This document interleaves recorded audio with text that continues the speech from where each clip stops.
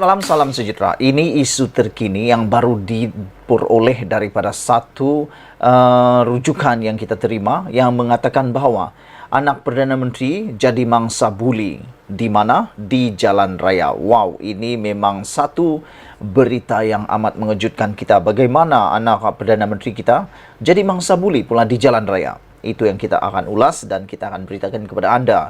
Tapi sebelum itu, saya mohon supaya anda tekan butang subscribe untuk mendapatkan isu-isu terkini daripada channel ini, dan tekan butang subscribe itu percuma.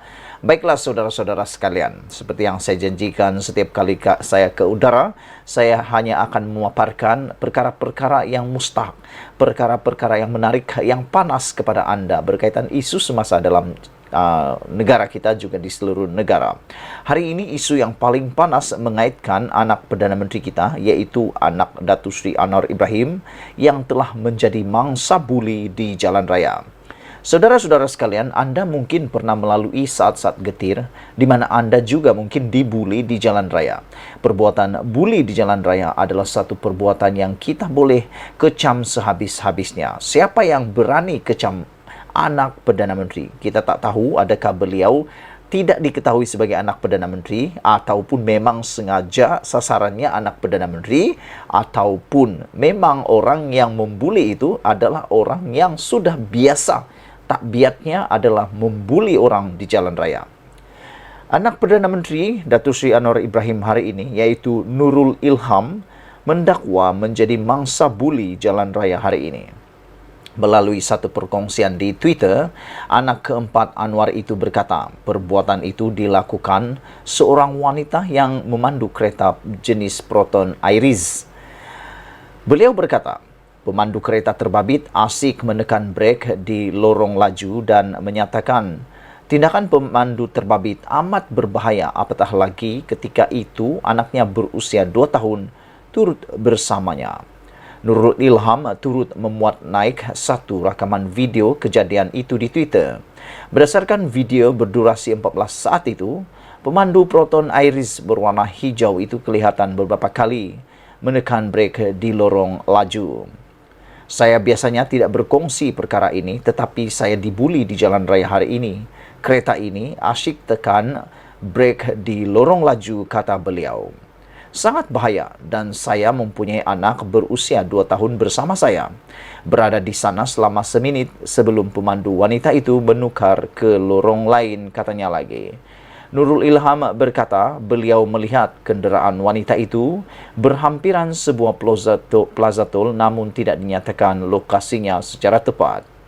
Beliau berkata ketika di lokasi kejadian, wanita itu membunyikan horn ke arahnya untuk menuju ke lorong touch and go. Saya sudah memberi isyarat untuk pergi ke kiri, tetapi saya tidak nampak seberang isyarat dia mahu pergi ke kanan atau ke arah lorong smart tag. Mungkin dia marah mengenai perkara itu, katanya. Perkongsian itu turut mendapat perhatian pengguna Twitter, dan antara mereka menggesa supaya Nurul Ilham membuat laporan polis. Saudara-saudara sekalian, perbuatan seperti ini memang satu perbuatan yang memang kita kecam habis-habisan. Kerana seringkali di jalan raya ada something yang seakan-akan jalan raya itu milik mereka. Bahkan ada juga orang yang panas baran. Kita sudah beberapa kali dikejutkan dengan kejadian-kejadian di mana ada orang yang terlalu berani sehingga sanggup berhenti di jalan raya untuk menghalang orang melalui laluan tersebut. Hanya semata-mata kerana kenahon, dihon, dia tak puas hati. Tetapi yang lebih menyakitkan hati ialah apabila kita yang betul pula seakan-akan yang salah. Hari ini yang terjadi ialah terhadap anak Perdana Menteri. Bayangkan, itu anak Perdana Menteri pun kena buli di jalan raya. Apakah pula kalau orang-orang biasa? Saya tak pastilah orang yang membuat atau membuli anak Perdana Menteri ini mengetahui yang permainkan itu adalah anak Perdana Menteri. Saya rasa kalau dia tahu itu adalah anak Perdana Menteri, antara dua saja yang akan berlaku. Pertama, dia tak akan berani buat. Kedua, dia memang sengaja buat, mungkin kerana beliau tidak menyukai bapa anak ini, yaitu Anwar Ibrahim. Walau bagaimanapun, secara pribadi sebagai pengguna jalan raya, saya amat mengecam perbuatan buli jalan raya ini kerana ianya bukan sekadar membahayakan pengguna jalan raya yang lain, tetapi juga mengakibatkan pengguna jalan raya yang tidak bersalah akan terbabit. Selain itu, kejadian seperti ini juga boleh mengakibatkan kesesakan lalu lintas kerana bayangkan dia boleh menyebabkan perjalanan tersekat selama lebih kurang dalam seminit hingga 2 minit. Kalau di lebuh raya, seminit atau 2 minit kejadian berhenti akan menyebabkan berkilometer sesak di belakang mereka. Saya mencadangkan kepada semua pengguna jalan raya supaya tidak membiarkan atau tidak membisukan saja atau jangan membisu terhadap kes seperti ini. Seperti yang dicadangkan oleh para netizen kepada anak Datuk Seri Anwar Ibrahim ini, mereka mencadangkan supaya Nurul Ilham membuat laporan polis terhadap kenderaan ini. Lagi pula, dalam tweet Nurul Ilham Anwar ini amat jelas nombor plat kenderaan, juga warna kenderaan, bahkan pemandunya sendiri kelihatan. Jadi apa nak takut? Bukti sudah ada dan kita harap semoga pihak berkuasa dapat mengambil tindakan yang sewajarnya. Dan diharap juga kepada semua pemandu yang ada di Malaysia, berhati-hatilah ketika memandu. Ketika anda membelok, pasang signal.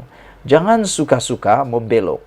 Kerana ada jugalah kan kita waktu kita memandu, ada orang itu tiba-tiba membelok, tiba-tiba membuat perubahan laluan sehingga kita pun terkejut. Tapi ada juga orang yang kita dah minta laluan, dia tak bagi-bagi laluan. Nah, ini pun bikin sakit hati jugalah kan. Kita harus sama-sama mempunyai toleransi, adab kesopanan semasa di jalan raya. Satu perkara lagi yang harus kita ingat ialah jangan bersikap panas baran ketika memandu di jalan raya. Sikap panas baran boleh mengakibatkan, bukan sahaja akan menyebabkan satu perkara yang kecil menjadi lebih besar, tetapi keputusan-keputusan yang buruk boleh terjadi. Anda mungkin masih ingat apabila berlaku kejadian kecil kemalangan jalan raya di lebuh raya, sehingga mengakibatkan ada pula yang meninggal dunia apabila sengaja dilanggar apabila semasa mereka bergaduh. Jadi, saya fikir perbuatan buli jalan raya ini haruslah segera ditangani dan selesaikan. Semoga pihak berkuasa tempatan dapat mengambil tindakan yang sewajarnya. Sekian dulu untuk kali ini. Jangan lupa tinggalkan komen anda, tekan butang subscribe. Malaysia kita punya, kita jaga sama-sama, cintai Malaysiaku. Bye-bye.